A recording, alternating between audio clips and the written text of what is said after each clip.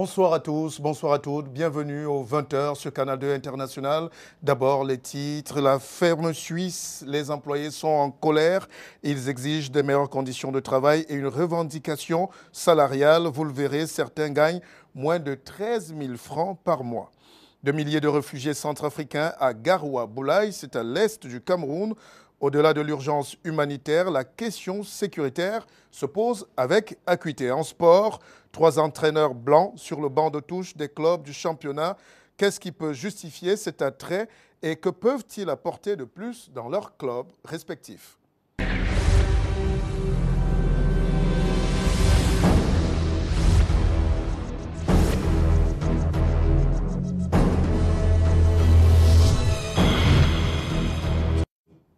Commençons ce journal par une crise sociale. Imaginons en 2014 des Camerounais qui travaillent comme des forçats dans des plantations sans salaire et sans considération.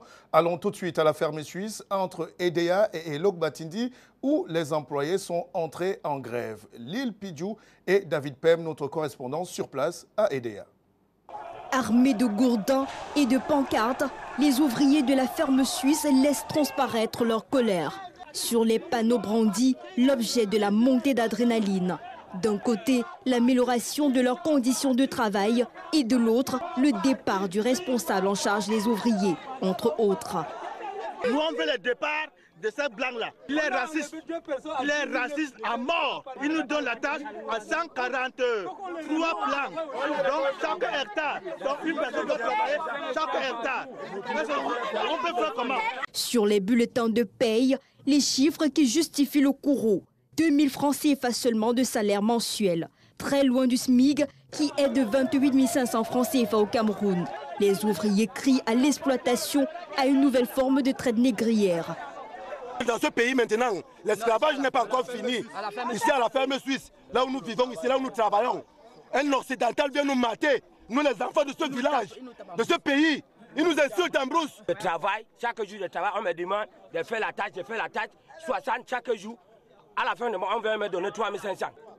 Plus loin, les employés présentent les signes pratiquement de sévices dus aux conditions inhumaines de travail. Sans aucune protection, ils doivent travailler sur des immenses superficies. Même la descente musclée des différents corps de la défense n'a pas calmé le courroux de ces manifestants. Il aura fallu la médiation du sous-préfet pour amener un calme apparent. Je suis là pour l'intérêt général. Je veux donc qu'on m'écoute. Maintenant, la dernière résolution, je convoque à 15h à EDEA. Monsieur Ling, Monsieur Kemenye, Monsieur Fokou, alors, et le DP. Alors, je les amène à EDEA. C'est pas la première fois qu'on observe de tels mouvements à la ferme suisse, située à 25 km d'EDEA. C'est une affaire à suivre. Une affaire vraiment à suivre. Vous avez sans doute déjà passé 4 heures, voire plus, dans des embouteillages à la pénétrante Est, en vous rendant à Yaoundé ou en venant de Yaoundé ou de Déa. Bientôt, le calvaire peut être terminé, les indemnisations ont commencé. C'est un signe annonciateur, forcément, du début des travaux. Monique Naoussi. Pénétrante est de la ville de Douala, le préfet du Vouri, Nasseri Paul Beya, entretient les riverains sur le processus d'indemnisation. Il s'agit aussi d'écouter les préoccupations de ses propriétaires terriens. Les travaux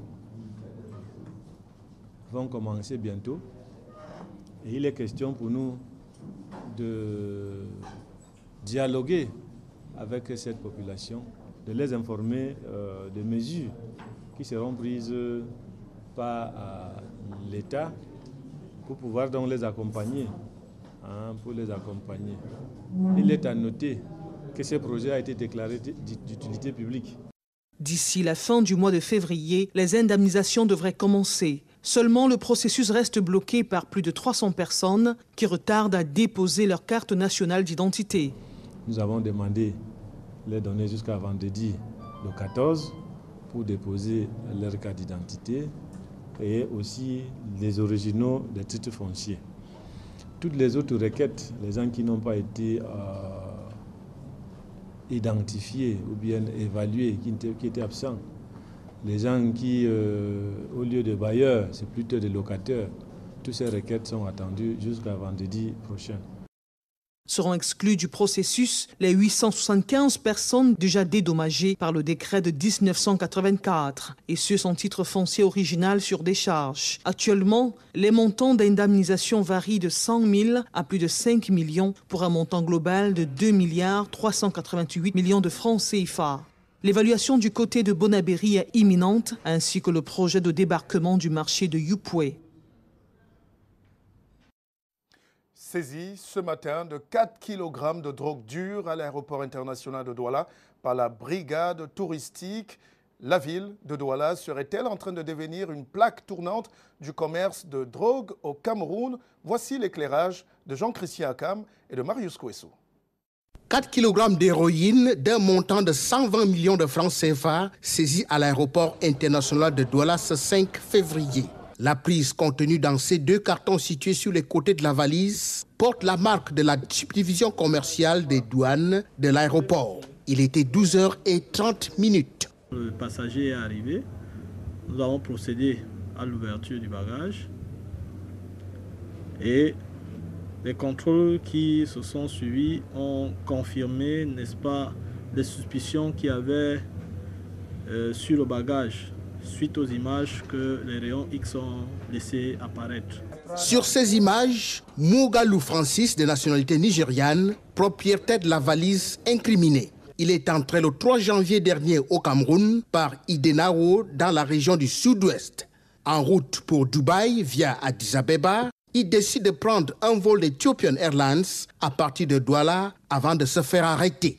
Nous sommes en train de diligenter la procédure conformément aux dispositions du Code des douanes et de la loi de 97 en rédigeant les procès-verbaux de saisie et d'audition et en mettant à disposition du procureur le corps du délit et le délinquant. De sources bien introduites, Mougalou Francis aurait passé 10 ans à Douala comme commerçant au camp Yabassi avant de découvrir son nouveau métier. Vous comprendrez qu'il faille nécessaire de renforcer la sécurité aux frontières, aux ports et aux aéroports, d'où l'installation ce jour des nouveaux patrons de la police à qui il a été prescrit probité, éthique et surtout vigilance. Meriamo Lukmam et Victoire Sengue. Le commissaire de police El Hadj Zakaria Ouf est le nouveau commissaire principal de l'aéroport international de Douala. C'est à lui qu'incombe la mission d'éradiquer les maux en relation avec les flux migratoires, saisie de faux documents, de drogues et stupéfiants, de traquer les détourneurs de taxes aéroportuaires, entre autres. Quelques grands axes soulignés par Raymond Essogo, délégué régional de la Sûreté nationale pour le littoral, ce 5 février. Le nouvel homme fort de la plus grande entrée et sortie aérienne du Cameroun, El Hadj Zakaria Ou, précédemment premier adjoint au commissaire de l'aéroport, remplace à ce poste le commissaire principal André Thierry Maté, appelé à d'autres fonctions. Comme lui, d'autres nouveaux responsables ont également été installés par le délégué régional. Ce sont le nouveau commissaire à l'émigration Abena Bondoma, épouse Emebe Badiana Béatrice, le nouveau chef de la division régionale de la police judiciaire du littoral, Bruno Gled, et le nouveau commissaire au port autonome de Douala, Éric Théophile Maudassier. Tous les responsables d'unité ont été briefés par rapport à leurs attributions, qui sont d'ailleurs statutaires. C'est globalement les missions de protection des personnes et de leurs biens, que ce soit au port, à l'aéroport, à la PJ. Ce qui est au centre, c'est la personne humaine, qu'il soit national ou étranger. À tous, il a été demandé de veiller à la stricte application des lois et règlements et de sanctionner sans complaisance les écarts. Vive la police camerounaise, vive la police dynamique. Mettons le cap sur Yaoundé, la capitale politique, pour rencontrer effectivement Debo Andébé avec une question précise. Debo Andébé, on annonce la grève des enseignants de ce côté. Est-ce qu'on a les mobiles? Est-ce qu'on peut être précis sur les commodités, les modalités et les mobiles finalement? Bonsoir. Bonsoir Martial Bissok, à vous, mesdames, messieurs, bonsoir. Effectivement, la grève est annoncée le 17 février prochain qui sera un jour crucial pour l'éducation nationale au Cameroun parce que enseignants du primaire et du secondaire sont appelés à manifester une journée de grève générale. Le syndicat des enseignants a donné un point de presse à Yaoundé ce jour en présence de Samuel Bonis et Bran Kamga. Les enseignants camerounais veulent manifester leur mécontentement. Un mot d'ordre d'appel à la grève a été lancé ce mercredi par les syndicats d'enseignants du primaire et du secondaire. Nous avons invité officiellement les enseignants ce jour à se mettre en grève à partir du 17 février. Il y aura deux types d'actions comme nous l'avons indiqué, des arrêts de cours et une rétention des notes d'évaluation des élèves. La conférence de presse tenue ce mercredi à Yaoundé a permis d'expliquer les raisons de la suspension de la participation des syndicats aux travaux du comité ad hoc chargé de négocier les problèmes des enseignants avec le gouvernement. Dans ce cadre, des résolutions consensuelles ont été adoptées et malheureusement, de tous les textes importants, un seul jusqu'ici a pu être signé qui concerne les palmes académiques et c'est à la fois trop peu et trop tard. Outre leurs conditions de travail difficiles, les enseignants réclament la réforme du système éducatif. Le système actuel ne marche plus parce que nous parlons d'émergence et n'importe quel type de citoyen ne peut pas permettre à un pays d'émerger. Il faut donc refaire le système éducatif dans son ensemble pour prendre en considération la dimension technique, la dimension morale et civique et la dimension physique. Aujourd'hui, notre école est une école de l'échec où les produits sont fortement corrompus, où il y a une paresse qui finalement se répercute sur l'ensemble de la société. Selon les syndicats, 90% d'enseignants de l'éducation de base sont des contractuels et près de 50% d'éducateurs du secondaire sont des personnels de bureau. Pour ces syndicats, la seule issue pour éviter la grève reste l'intervention du président de la République. Dans les coulisses de la fête de la jeunesse, les élèves de Yaoundé battent la route aux infections sexuellement transmissibles et au VIH et SIDA. Au lycée de Tchinga ce jour, grande campagne de dépistage volontaire du VIH et SIDA, couplée aux causeries éducatives, initiative 100% jeunes du projet Prévention du SIDA en Afrique centrale, PPSAC. Alain Ebelolinga, Constant Kamga. L'avenir ici se conjugue dans un corps sain. Plus que de simples slogans, les questions liées à la santé sont une nécessité pour une jeunesse qui se veut émergente. Au lycée de Tchinga, on semble l'avoir compris en cette période de célébration de la fête nationale de la jeunesse. Nous disons que d'ici quelques années, le sida va régresser dans notre pays. Parce que la population jeune est consciente, on peut faire un grand bond en arrière pour renverser le sida. Une journée de sensibilisation contre les IST, VIH-Sida, en chansons et causeries éducatives. J'ai appris qu'il faut se dépister contre le VIH. Non, on n'a pas encore trouvé le traitement pour le sida. Une jeune fille comme moi doit pratiquer l'abstinence. Tu mens, tu peux pas ça. Tout à côté, une équipe de dépistage volontaire a pris ces quartiers. En moins d'une heure, l'affluence trahit la conscience qu'on a pris ici. Le dépistage est l'une des choses les plus importantes. Moi, je sensibiliserai tous mes amis à faire autant que moi. Oui, ça m'a raffiné, mais il savait que je n'avais rien. C'était seulement pour confirmer. Le détour valait bien la peine. Sur les 348 élèves du lycée de Tchinga, dépistés au moment où nous quittions les lieux, on a un seul cas de positif. On doit orienter le patient concerné vers une autre structure pour qu'il refasse un autre test 3 mois. Le mal guette, il est présent. À bon entendeur. Allons dans l'enseignement supérieur. Connaissez-vous les notes sexuellement transmissibles? C'est une expression propre au milieu universitaire où le harcèlement sexuel est une réalité. Sur haute instruction du chef du gouvernement, donc le Premier ministre, le ministre de l'enseignement supérieur, chancelier des ordres académiques, de concert avec les autres ministères en charge des questions d'éducation au Cameroun, réfléchissent sur ce phénomène dévastateur, préjudiciable sur l'harmonie et l'image même des références morales de l'éducation au Cameroun. Hubert Noutier, Jackson Bozo. Une tenue digne des top modèles. Adriana, prénommons-la ainsi, est étudiante à l'université de Yaoundé 1.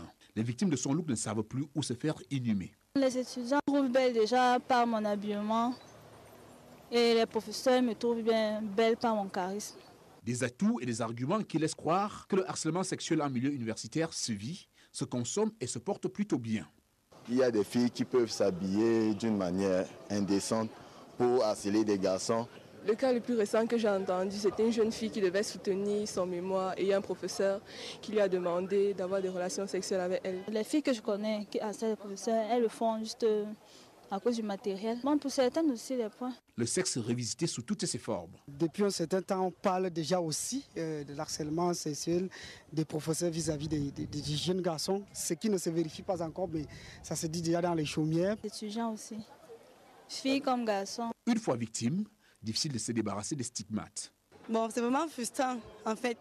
Elles ont l'impression après de ne même plus exister. Donc d'être une personne peut être rejetée de la société, en fait. Des expériences que Stéphie et sa camarade n'ont point vécues jusque-là. Les Vénardes. Non, pas vraiment. Non, pas ici. Dans les hautes serres des milieux universitaires, il est temps de secouer le manguier. Il faut justement s'occuper de ce minimum qui ternit l'image de marque de notre profession qui est déjà suffisamment difficile, qui est suffisamment exigeante, et on n'a pas besoin justement de quelques brebis galeuses. 3 jours de réflexion donc sur le harcèlement sexuel en milieu universitaire et scolaire. Il va mettre fin au calvaire d'une bonne partie de la population estudiantine et scolaire. Voilà qui est dit. Pas moins de 70 militants du RDPC présumés indisciplinés sont attendus au siège du parti pour le compte de la deuxième vague des auditions de la commission ad hoc de discipline. Depuis hier, ils sont au moins 30 qui sont passés devant la commission Moussongé. Alain Ebelolinga, Constant Kamga. Au 6e étage du siège du RDPC où se réunit la commission de discipline, une trentaine d'accusés est déjà passée devant Peter Mafani Moussongé. Jean Koueté, le secrétaire général du Rassemblement démocratique du peuple camerounais, assiste également aux auditions de la nouvelle cuvée des militants convoqués le 31 janvier dernier. Justin Amougumanga en fait partie. Il vient de quitter la salle d'audition. Je me suis exprimé normalement et puis je crois que la commission a ressenti où était la vérité. Les auditions se déroulent à huis clos. La commission à Moussongé prend en moyenne une trentaine de minutes pour chaque cas. J'avais gagné cette élection face à 2 listes concurrentes la veille. Mais le mandataire du comité central a jugé que je ne pouvais pas être maire adjoint à Angola Famba. Les militants convoqués viennent des régions du centre et de l'Est. Chacun a son chef d'accusation. Je crois que beaucoup de camarades sont appelés là-bas parce que certains mandataires ont fait des rapports erronés et juste pour nuire. La commission de discipline du RDPC a été instituée le 5 décembre 2013 par le président national de ce parti à l'effet de traiter les cas d'indiscipline relevés lors des élections législatives et municipales du 30 septembre 2013. Les travaux de cette deuxième vague d'audition concernent 70 militants et s'achèvent le 14 février prochain. Politique encore pour ce retour de l'information à Douala. Martial Bissok, vous nous parlez de cette communication politique des sénateurs et députés à Douala. Tout à fait. Débouandébé, quand les leaders de partis politiques rencontrent la presse, c'est un phénomène résolument nouveau en 2014, parfois même sans l'aval de la hiérarchie. Clarence Yongo a rencontré quelques-uns. Ils sont responsables de partis, députés ou leaders d'opinion, tout simplement. Par définition étymologique, communiquer, c'est être en relation avec. Et la proximité entre la presse et les hommes politiques n'a jamais été autant visible en début d'année que c'est le cas en 2014. Et pour les acteurs politiques, le justificatif est tout trouvé. La presse joue un rôle capital au sein des instances étatiques. Elle est également un important relais de l'ensemble des actions que nous menons sur le terrain. Il faut également préciser que l'action politique se construit en continu. Présentation de vœux par le biais d'une conférence de presse de l'UNDP, envoi de mail du CPP ou carte de vœux du SDF ou encore constante sollicitation des autres partis, la leçon que l'on retient est toujours la même. La communication est importante et dépend de l'environnement politique. En début d'année, le moment le plus intéressant et privilégié c'est de rencontrer la presse pour présenter quel est précisément le plan d'action du sénateur pour les 12 mois. Il est très important de communiquer avec son électorat, avec les populations, avec la nation tout entière, de partager ses points de vue. Quand on est un élu, on a une certaine opinion qu'il faut partager avec le public et on ne peut que le faire en communiquant. Toutefois, ne vous y méprenez pas, si les actions, pour la plupart, sont issues d'initiatives individuelles, il faut tout de même réaliser qu'elles ne doivent pas transgresser les principes du parti. Il faut admettre que ce genre d'action de grande envergure a l'aval, au moins moral, à défaut d'être politique, du parti dans sa totalité, pour s'assurer que cette action rentre dans le cadre général de la politique du parti. Cette année 2014, certains élus du peuple se sont attachés les services d'une équipe de travail avec en bonne place un chargé de communication. Nous sommes à l'ère de la communication. Les politiques qui veulent résister demain doivent s'arrimer aux multimédias, tout simplement. En sport, ça ne vous aura sans doute pas échappé. Le championnat national a commencé avec une curiosité. Il y a 3 blancs sur le banc de touche des clubs camerounais. Pourquoi sont-ils là? Comment sont-ils payés? Parfois par des clubs qui n'arrivent pas à payer leurs simples joueurs et leurs encadreurs locaux. Et quelle est la plus-value que ces sorciers blancs d'un nouveau genre peuvent apporter à leurs clubs respectifs? Alex Lembe a mené son enquête. Le constat est clair et cela commence à devenir courant au championnat camerounais de football. Cette présence des coachs européens sur les bancs de touche des équipes camerounaises. À l'époque, il n'y avait que Coton Sport de Garoua pour nous y habituer. L'on se souvient de Denis Lavagne, plus tard devenu sélectionneur des Lions Indomptables, qui a cédé sa place à Sébastien de Sabre, qui s'en est aussi allé. Cette année, le staff dirigeant des Coton Culteurs a refait cela avec le Français Didier Gomez d'Arosa, qui a fait une première sortie mi-figue mi-raisin en imposant un match nul vierge, résultat qui malheureusement n'a pas satisfait le Français. Je crois qu'on est quand même frustré. Coton Sport se fixe l'objectif d'être champion. Bon, on démarre avec un point, c'est frustrant, même si dans l'ensemble aujourd'hui, je crois que le résultat est équitable. Mais bon, on était venu pour prendre les 3 points, donc il faudra vite les récupérer et j'espère que ça sera mercredi à Sable. Comme les responsables de Coton Sport de Garoua, l'Union sportive de Douala aussi a jeté son dévolu sur un Français. Lui, c'est Sébastien Roch.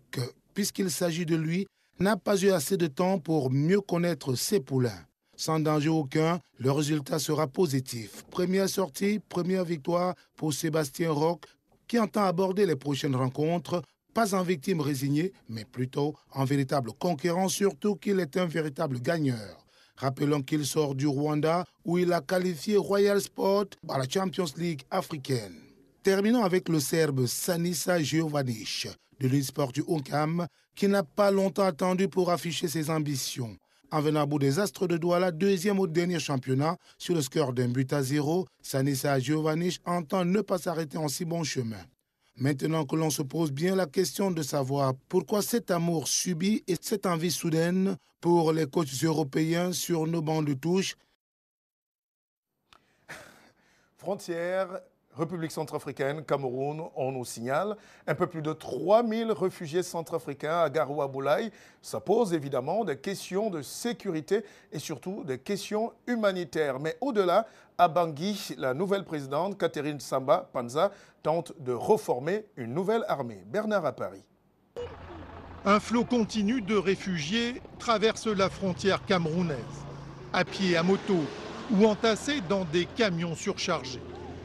Par milliers, ces musulmans fuient les violences sectaires qui ravagent la Centrafrique. Ils ont tout laissé derrière eux et s'installent à Garoua-Boulaye, dans un dénuement complet.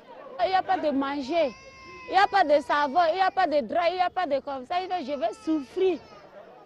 La Croix-Rouge tente de répertorier ces nouveaux venus, de leur trouver un toit. C'est la population locale qui les prend en charge. Ici, on espère se retrouver et se reposer. Il y a aussi des familles qui ont abandonné leurs femmes, d'autres les enfants, donc ils ont fui en désordre comme ça. À Bangui, un semblant de calme règne, même si les tirs se font toujours entendre dans les quartiers. Quelques cantonniers nettoient des canaux comme si de rien n'était. De retour chez eux, certains habitants constatent les dégâts. Les plus connus des Centrafricains n'ont pas été épargnés par la violence. Le célèbre photographe Samuel Fosso a vu son local pillé et son œuvre éparpillée. Les Centrafricains même qui ont pillé cette maison, les chrétiens qui connaissent bien ce photographe-là, il a duré ici, il a fait des photographes pendant des années ici. Mais le retour à la normale a ses limites. Les tenues sont impeccables et les rangs bien formés à l'occasion de la cérémonie de reconstitution des forces armées centrafricaines. La présidente, Catherine Samba-Panza, est là pour donner les consignes fermes. À partir d'un certain moment, je pense que chacun répondra de ses actes. Je mets en garde les fauteurs de troubles qui continuent à semer le désordre dans le pays. À peine ces paroles prononcées, la haine reprend le dessus. Des éléments FACA s'attaquent à un jeune homme en civil. Accusé d'être un déserteur qui a rejoint les rangs de la rébellion Séléka, il a été lynché sur place et son corps traîné dans la rue. Des images assez choquantes. Génocide rwandais de 1994, on en reparle 20 ans après. À Kigali, l'on se réjouit de l'ouverture du procès du capitaine Pascal Simbi Kangwa, considéré comme l'une des têtes pensantes de ce crime abject contre l'humanité. À Kigali, de nombreux Rwandais ont manifesté leur satisfaction depuis le début du procès en France de Pascal Simbi Kangwa. Nous, Rwandais, sommes très contents de voir que les acteurs du génocide sont poursuivis où qu'ils se trouvent. Le capitaine Simbi Kangwa comparaît depuis mardi devant la cour d'assises de Paris. Il est accusé de complicité de génocide. Son procès doit durer 6 semaines. Mais les Rwandais ont attendu 20 ans avant de voir le premier présumé génocidaire jugé en France. Et pour beaucoup d'entre eux, il était temps que ce pays redore son image. En tant que Rwandais, nous croyons qu'il s'agit du début d'un processus de guérison. Parce que la plupart des Rwandais voient les Français, ou plutôt leur gouvernement, comme complices des génocidaires. Le ministère de la Justice aussi s'est demandé pourquoi il a fallu 20 ans à la France pour juger le premier Rwandais soupçonné d'avoir participé au génocide, alors qu'un certain nombre se trouvent sur son sol. Dans ce pays, il y a beaucoup de personnes qui sont soupçonnées d'avoir commis ces crimes. C'est vrai que les enquêtes ont toujours eu lieu, mais les enquêtes qui prennent quand même 10, 15 ans, 20 ans, à certains moments, on a l'impression qu'on ne fournit pas les efforts nécessaires pour aller jusqu'au bout. La France est accusée au Rwanda d'avoir armé et protégé les génocidaires et elle a rejeté la demande d'extradition de Pascal Simbi Kangwa. Cela n'empêche pas le ministère de la Justice de proposer sa collaboration pour l'envoi de témoins à charge ou à décharge. Le plus important pour les Rwandais est que le capitaine Simbi Kangwa paye pour ses actes. Il est considéré ici comme une des têtes pensantes du génocide. Merci, mesdames, messieurs, d'avoir suivi ce journal. Rendez-vous demain 20h. Même heure, même lieu, même chaîne. Bonne soirée à tous, bonne soirée à toutes.